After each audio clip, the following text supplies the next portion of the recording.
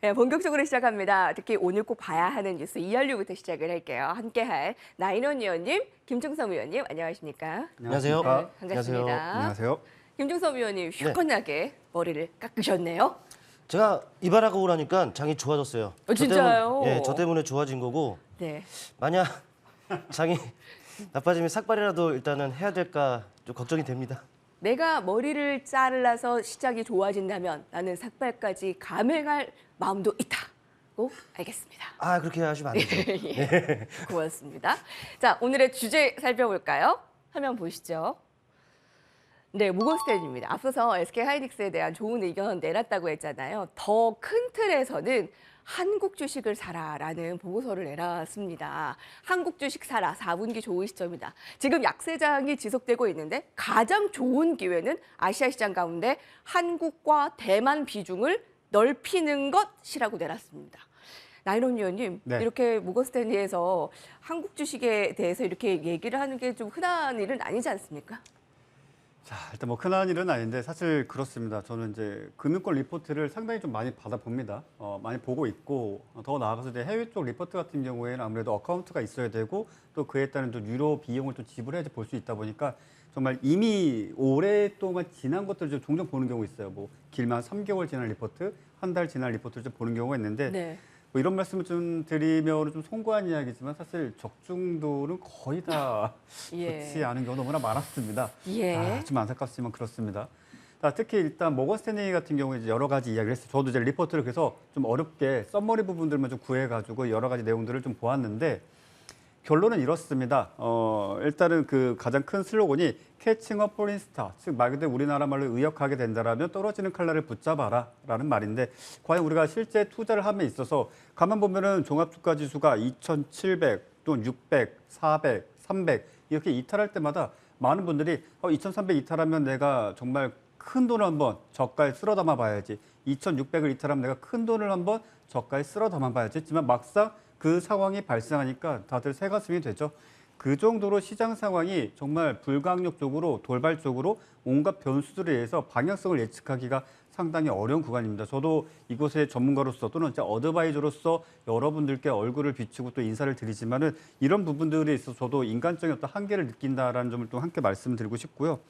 자, 모건 스탠리에서 나왔던 이야기들을 종합해서 다시 한번 정리해드린다면 그냥 많이 하락했으니까 별다른 명분은 없습니다. 뭐 예를 들어서 반도체, 하이닉스 또는 삼성전자 결국에는 예년 2023년 1분기쯤에 좋아지지 않겠는가 그 예측입니다. 왜 좋아질 것인가는 없어요. 그러니까 예를 들면 삼성전자 같은 경우는 지금 현재 코로나 팬데믹 때 대량으로 늘어났던 게 이제 IDC 센터라는 겁니다. 즉 인터넷 데이터 센터인데 소위 데이터 스토리지, 즉 기존의 하드디스크, 물리적인 하드디스크를 SSD 또는 NVMe라는 것으로 이제 교체를 했습니다. 전 세계적으로.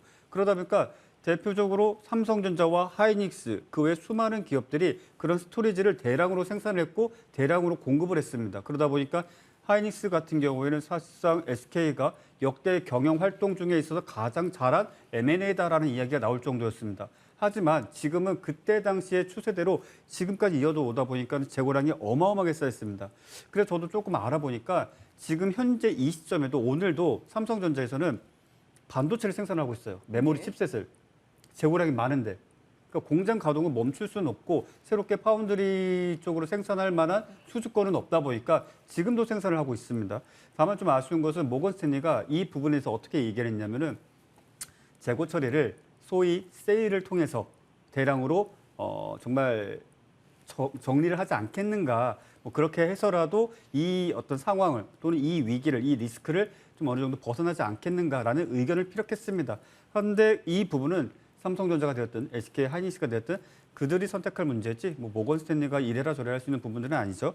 그렇기에 일단 제가 말씀드리고 싶은 부분은 낙폭 과대에 따른 반발 매수 또는 기술적 반등으로 진입을 고려하시는 분들이라면 조금 자제하심이 좋지 않겠는가라고 좀 말씀을 드리고 싶고요. 또 추가적으로 아시아 증시가 과매도권에 진입을 했다라는 이야기가 있습니다. 앞서 네. 앵커님께서 말씀해 주신 것과 마찬가지로 우리 증시와 대만 증시는 상당히 비슷한 유형을 가지고 있습니다. 그리고 조금은 다른 이야기일 수가 있겠지만 특정 기업에 의해서 전체 증시가 움직입니다. 말 그대로 대만 같은 경우 TSMC죠. 실제 중국 같은 경우에도 어떤 불미스러운 전쟁과 같은 유사 상황이 발생했을 때 TSMC 하나만 뭐 이제 공격을 한다든지 폭격을 네. 하면은 대만 경제 자체를 이제 무너뜨릴 수 있다라는 시나리오까지 나올 정도인데 그러다 보니까 우리나라는 역시 삼성전자겠고 예. 상당히 비슷한 유형의 흐름을 좀 보여주고 있습니다. 그런데 그 부분을 더 나아가서 전반적 어떤 경기 상황, 경제 수준을 놓고 보게 된다면 그래도 그나마 대만보다 한국이 낫기 때문에 신뢰도를 조금 더 높이 평가를 해준다. 이 정도 수준이다라고 좀 말씀을 드리고 싶고요. 예. 특히나 이제 과매도권에 대해서 뭐 이야기가 계속적으로 나오고 있는데 한 가지 제가 좀 팁을 드린다면 잠시 차트를 좀 비춰주시면 감사하겠습니다. 예. 자, 지금 현재 대만 증시의 대만 각권의 차트를 좀 보여드리고 있는데 제가 여러분들 앞에서 보조 지표를 잘 보여드리는 경우는 없습니다. 사실 그 무역론에 대해서 수차례 말씀을 드렸고 하지만 전체적 어떤 인덱스 쪽 지표라든지 또는 시가총액이 큰 그런 어떤 종목들 같은 경우에는 상당히 적용을 해볼 법한 그런 어떤 내용들이 있기 때문에 말씀드릴 건데 대표적으로 이제 RSI, 즉 상대 강도 지표라고 합니다. 이 상대 강도 지표는 기간값 내에 현재 주가가 과연 어느 위치에 있는가를 백분율로 나타낸 건데 자, 최근 들어가지고 과매도권에 진입한 이후에 최근 2, 3일 동안 대만 증시는 소위 탈출, 즉 벗어났다는 표현을 쓸 수가 있는데 이 부분이 다시 한번 직전 저점을 이탈하게 된다면 그 침체, 또 하락의 폭은 우리가 가히 예상하기가 좀 어렵다라는 좀 말씀을 드리고 싶고 자, 한국 증시 같은 경우에 제가 한 가지 좀 팁을 드린다면 예. MACD라는 보조 지표를 사용하시는 분들이 계실 거예요. 이것을 그냥 막연하게 사용하시는 분들이 있는데 단기와 장기 이동평균선의 소위 이제 컨버전스 다이버전스라고 하는데 이것을 이격률과 좀 비슷하게 생각하시면 돼요. 그래서 역배열일 때와 정배열일 때에 따라서 수치를 표시하는데 그 안에서 오실레이터라고 해서 막대가 아니라 MACD 선 하나만 보시길 바라겠습니다. 이 선 하나를 기준으로 기간값을 20과 60으로 설정하신 상황에서 0의 기준값을 돌파하는가, 돌파하지 못하는가 이 정도만 보신다면 0 이상 값으로 MACD가 돌파를 하게 된다면 사실상 시장은 반등장에 들어섰다라고 가히 말씀드릴 수가 있겠고 그러지 못한 상황에서 계속적으로 0선을 돌파 실패를 반복하게 된다면 시장은 계속적으로 전저점을 깨는 하락 움직임이 지속적으로 유지가 되고 있다라고 보셔도 될 것입니다. 이런 상황에서 일단은 신규 포트폴리오라든지 내가 그렇다면 가만히 팔짱 끼고 시장을 바라봐야 되겠는가 뭐 이러신 분들도 계실 거고 이미 손실이 크게 발생하신 분들도 계실 텐데 이미 손실이 크게 발생하신 분들은 아마 종목마다 종목마다 상황은 좀 다르겠지만 조금 오랜 시간 동안 보유를 하셔야 될 수도 있다는 점을 좀 미리 좀 송구스럽게 좀 말씀을 드릴 수밖에 없겠고 현금을 어느 정도 가지고 있고 또는 내가 기존에 손실이 있지만은 어느 정도 손익을 상쇄시키겠다라고 한다면 지수의 전저점을 손절선으로 잡으시고 어느 정도 일정 리스크를 감수하면서 신규 포트를 만들 수는 있습니다. 근데 이 부분 상당히 중요한 게 지금은 시장이 바닥이다 아니다 누구도 논할 수 없습니다. 정말 네. 인디언 기우제 지는 것처럼 한 달 전부터 바닥이다를 외치다가 얼떨결에 맞아 떨어지면 자 봐 내 말 맞지 않느냐 이런 식의 논리는 이제 시장에 적용되지 않습니다. 네. 지금 시점에서는 명확하게 종합주가지수 기준 놓고 봤을 때 직전 저점을 이탈하면 내가 무조건 현금화 시키겠다, 비중을 줄이겠다, 손절을 하겠다라고 생각하고 뭐 삼성전자가 되었든 하이닉스가 되었든 현대차가 되었든 이러한 종목을 조금씩 분할 매수하는 전략 네. 그 정도가 가장 유효하고 그 외에는 중소형 개별주들 이슈에 따라 급등락하죠. 이런 것들 같이 한번 체크하시면서 단기적이라도 수익을 챙기고 장기적으로 보신다면 앞서 지수의 전저점을 손절선으로 잡는 전략이 그나마 현실적으로 가장 확실하다라고 정리해드리겠습니다. 네. 현실적인 그 투자의 팁도 이제 주었고요. 그러니까 단기적으로는 이제 중소형주 위주로의 그 전략 그리고 시간이 필요할 수도 있는 그 대형주의 손절은 전 저점 그 지지 여부를 좀 확인하는 팁이 되겠네요. 조금은 전반적으로 시장에 좀 신뢰를 확인하기에는 조금 더 확인이 필요하지 않냐라는 좀 의견을 주신 것 같아요. 그렇죠. 아무래도 일단 예. 지금 시점에서 시장을 예단하고 예측한다는 것 자체가 무용론이라고 말씀드리고 싶고요. 그렇군요. 정말 중소형 개별주들 뭐 예. 시세가 오늘 상한가 같다, 내일 상한가 간다, 뭐 이런 것들 정도야 뭐 어느 정도 구력이 있으신 분들은 충분히 수익을 낼 수 있는데 큰 시장의 어떤 흐름을 지금 시점에서 예상하고 예측한다는 것은 아무런 의미가 없다라고 좀 말씀드리고 싶습니다. 그렇군요. 좋은 제목, 긍정적인 내용을 내놓았습니다. 많이 지치고 힘든 상황에서 사실 개인 투자자 입장에서는 좀 반가운 소식이었을 텐데요. 김종성 의원님 어떻게 보십니까? 장 어떻게 생각하세요? 지금요 힘들죠. 지루하고 어렵고요. 네, 맞습니다. 그만큼 이제 어려운 시국을 지금 거쳐오는 것은 누구나 지금 다 아는 네. 이런 상황이죠. 그러다 보니까 안 좋은 상황이다 보니까 시장 전체로 봤을 때는 안 좋은 내용의 그런 이슈들만 사실 많아요. 근데 이제 그런 가운데 앵커님께서 말씀하셨던 모건 스탠리죠. 네, 긍정적인 제목, 긍정적인 내용의 그런 보고서가 나왔다라는 것. 그리고 우리나라 그 투자 의견을 상향으로 비중확대로 상향을 했습니다. 그러니까요. 네, 많은 분들이 뭐 힘들고 좀 어려워하시는 이런 상황에서 이 부분들 분명히 반가운 소식이 아닐까 좀 싶어요. 예. 네, 정말 이 시점을 뭐 시발점으로 해서요. 정말 본격적으로 시장이 반등을 하게 된다면은 뭐 그랬으면 좋겠습니다. 네. 그런데 그래요. 이제는 우리가 가지고 있었던 그런 그 보수적인 스탠스의 그 전략들을 바꿀 필요가 있죠. 적극적인 전략으로서 시장에 임할 필요가 있지 않겠느냐라고 좀 말씀드릴 수가 있겠는데 그런데 뭐 이번 주 같은 경우는 어찌저찌 지나간다고 하더라도요. 사실 다음 주가 또 다른 이 관건, 관문이 되지 않겠느냐 좀 싶습니다. 다음 주가요. 네. 예. 다음 주 여러분도 아시겠습니다만 우리나라 금리 결정이 네. 있죠. 또 이제 이와 함께 같은 주에 다음 달 FOMC 정책 결정에 많은 영향을 미치는 PPI, CPI 이런 부분들 좀 예정이 돼 있다는 것이죠. 또 이와 더불어 본다면은 크게 놓고 봤을 때 러시아와 우크라이나 전쟁 여전히 지금 진행 중입니다. 언제 끝날지 몰라요. 여전히 시장에는 부담으로 작용을 지금 하고 있는 것이고 더불어 본다면은 S&P에 이어서 피치가요. 신용등급 전망을 하향한 국가가 있습니다. 바로 영국이에요. 네, 바로 이러한 부분들도 시장의 또 다른 변수라는 것이죠. 이런 부분들로 놓고 본다면은 언제든지 시장은 변동성을 확대할 가능성이 있기 때문에 우리가 아직까지는 안심하기에는 이르지 않겠나 이런 조심스러운 말씀을 좀 드려볼 수가 있습니다. 그런데 그래요. 길게 놓고 보면은요. 시장은 항상 올라왔습니다. 차트 한번 바로 보실게요. 예. 자, 차트 보시면은요. 우리나라 코스피 일봉의 지수 모습입니다. 근데 일봉을 보자는 것이 아니라 연봉으로 볼게요. 네, 연봉으로 보면은 딱 나온 것만 놓고 보겠습니다. 많이 어려웠던 시점, 여기 IMF였죠? 이때 뭐였습니까? IT 버블, 닷컴 붕괴 이런 부분이었습니다. 또 이 부분이 뭐였습니까? 금융위기. 또 이런 부분들, 유럽적 재정위기라든지 디폴트 문제 뭐 이런 부분들도 있었어요. 그리고 또 이 과정은 또 뭐였습니까? 미중 무역 전쟁이 본격적으로 시작하면서 많이 안 좋았죠. 또 이게 아래 꼬리, 코로나였습니다. 그리고 나서 지금 이건데 어떻습니까? 전반적으로 보자고요. 이거 지금 우상향 아닙니까? 이런 지금보다 더 어렵고 모진 고통을 우리한테 선사했었던 이런 시장이 결과적으로 보면 지금 우상향을 지금 나타내고 있다는 거예요. 지금 이런 부분들, 그래요. 음봉이 지금 크게 맞고 있습니다. 그러나 지금 보면은 저기 맨 초반에 그 한 3년 정도 이어진 거 빼고는 거의 음봉이 하나 정도죠. 그렇다 보니까는 저는 이 부분으로만 놓고 봤을 때는요, 오릅니다. 그리고 음봉 길이도 제법 길어요. 이거 올 만큼 온 거 아니겠습니까? 물론 지금 시장이 뭐 바닥이다라고 여러분께 말씀을 드리지는 못하겠습니다만은 그래도 지금 상황은 거의 다 올 만큼 온 상황이기 때문에 차라리 어차피 우상향할 시장이라면요 이런 음봉 적극적으로 활용해야죠.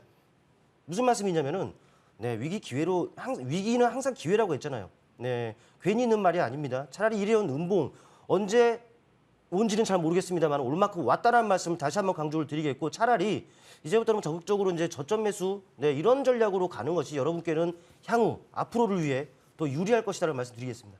바닥에 대한 의견은 추후하더라도 좀 모건 스탠리에 대한 좀 매수 상황에 조금 동의하시는 부분도 있습니다. 자, 우리가 모질고 어려운 이 구간이 있었음에도 불구하고 아주 길게 보니까 우상향을 나타내고 있습니다. 자, 모건 스탠리의 근거, 과매도권이라고 내놨습니다. 지금 새로운 사이클에서 아주 좋은 기회는 한국 시장이다. 비중 확대에 대한 의견, 아주 흥미를 끌 만한 오늘 개인 투자자들이 알아야 할 뉴스로 꼽았습니다. 자, 그럼 오늘 이슈 가운데서는 어떤 모멘텀의 섹터를 볼 수 있을까요? 자, 키워드 화면으로 만나보시죠.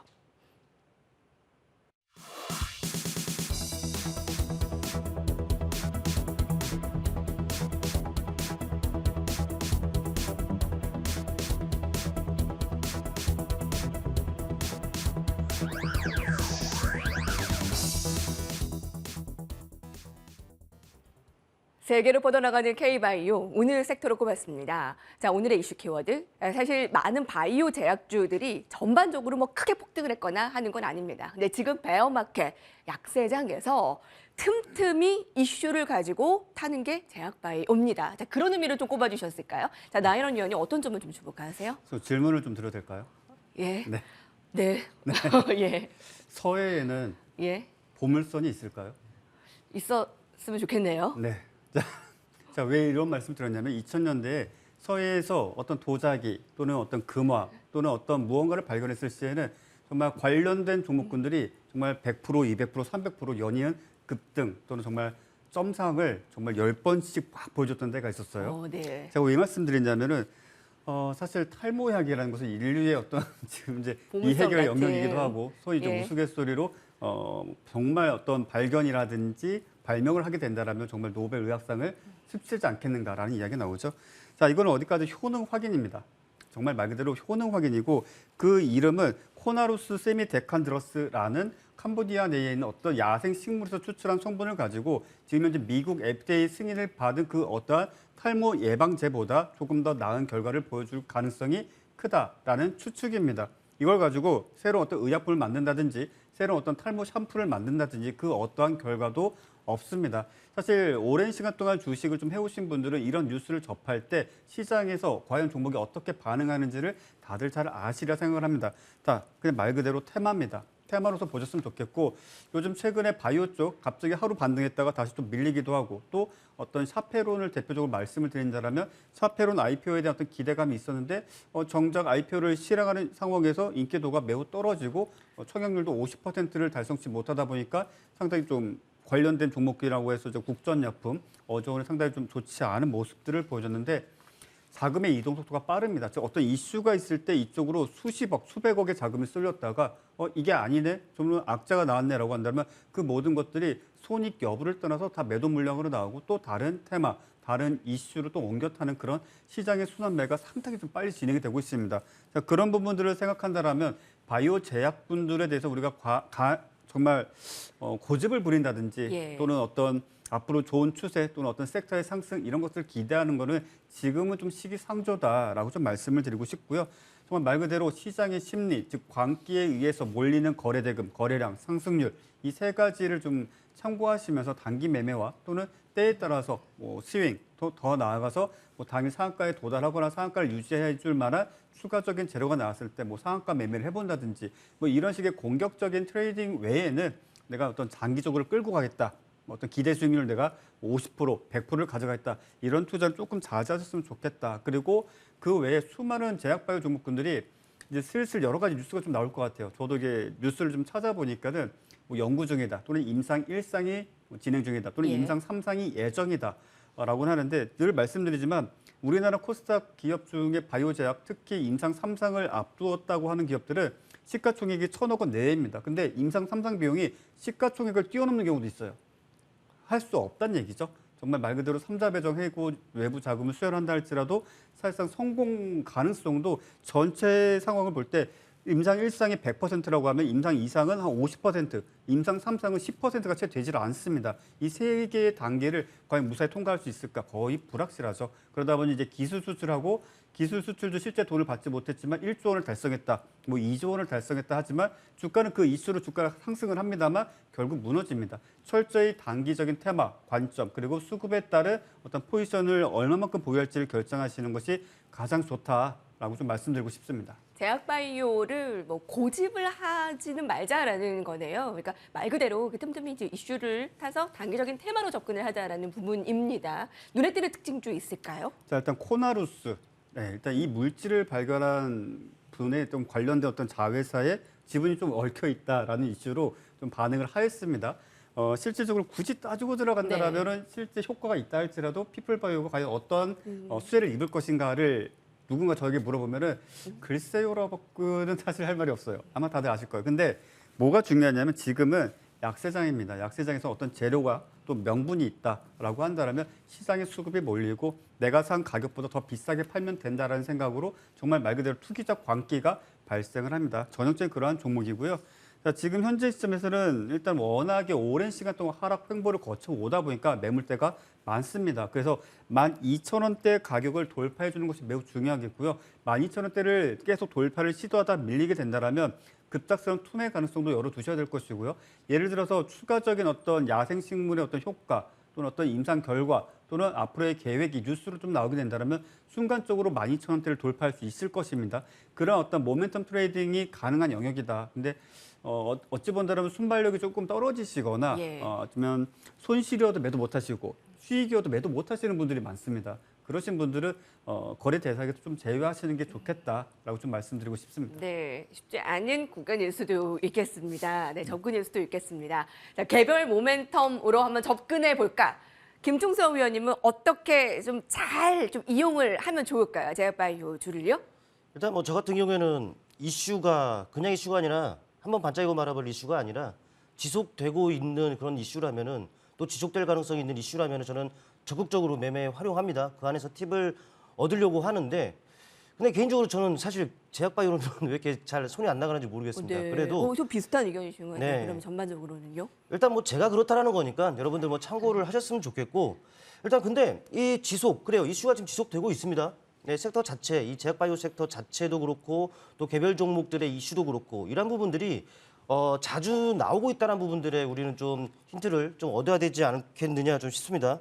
우선 대외 변수로 인해서 국내 증시가 사실 좋지 않은 이런 상황인데 근데 이제 제약바이오 업체들 하나둘 이 자사주 매입에 좀 나서고 있어요.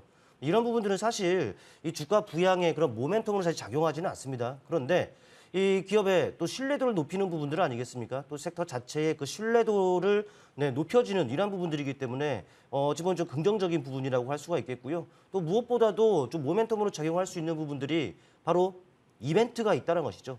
일단 다음 달 11월 같은 경우에는요, 미국 면역 항암학회 이런 부분들을 지금 예정이 되어 있는 상황이고 12월로 가면은 그래요. 미국 혈액학회 이런 부분들도 있습니다. 물론 이제 매년 있는 학회이긴 합니다만은 네. 하지만 이런 부분들은 분명히 섹터 전반에 걸쳐서 기대감으로 작용할 수가 있어요. 뭐 최근에 우리 나인원 의원님께서도 말씀하셨습니다만은 뭐 그런 학회들에 맞춰서 기업들이 뭐 임상이라든지 이런 개발을 한다거나 뭐 성과 뭐 하고 있다 뭐 이런 부분들이 나오는 것이 바로 이 학회에 맞춰서 하고 있다라는 것이죠. 물론 이제 아닐 수도 있습니다만은 이런 그 이벤트가 있다는 부분들은 우리한테는 충분히 매매 팁으로 작용을 할 것이다라고 보여지고 또 개별적인 그 부분을 놓고 보더라도 뭐 셀트리온, 바이오시밀러죠 미국 FDA의 승인을 얻었다라는 이런 부분들도 있습니다. 또 바이오젠의 뭐 치매약 개발이 성공했다라는 이런 이슈도 있고 또 삼성바이오로직스가 이중항체 시장이죠. 2027년이면은 190조까지 넘는 뭐 그런 큰 규모로 지금 성장이 되는 이런 모습 본격적으로 사업을 본격화한다는 이런 내용들도 있습니다. 좀 의미 있는 이런 그 종목들이 이런 이슈들이 있다. 그렇다면은 역시나 제약바이오 좀 쉽게 밀리지 않으려고 하는 하방 경직성을 또 확보하게끔 하는 이런 그 역할을 할 것으로 보입니다. 무엇보다도 관련 종목들의 움직임을 보면 여러분들 잘 아시겠습니다만은 종목들이 어떻습니까? 최근에 부진한 시장과 함께 많이 밀려 있어요. 네. 그만큼 주가들이 이제 바닥에 있다는 것이죠. 이는 저가 매수세가 유입이 될 수 있는 이런 부분들이기 때문에 충분히 적극적으로 활용하자 이 부분들은 아닙니다만은 그래도 충분히 매매의 팁으로 활용해볼 가치는 있다. 이런 식으로 저는 마무리하겠습니다. 김충성의 제약바이오주 특징주는요? 아무래도 관련 섹터에서 가장 상징적인 의미를 가지고 있는 종목을 꼽아야 될 것 같아요. 예. 셀트리온 헬스케어 선정해왔습니다. 차트를 통해 보시겠습니다.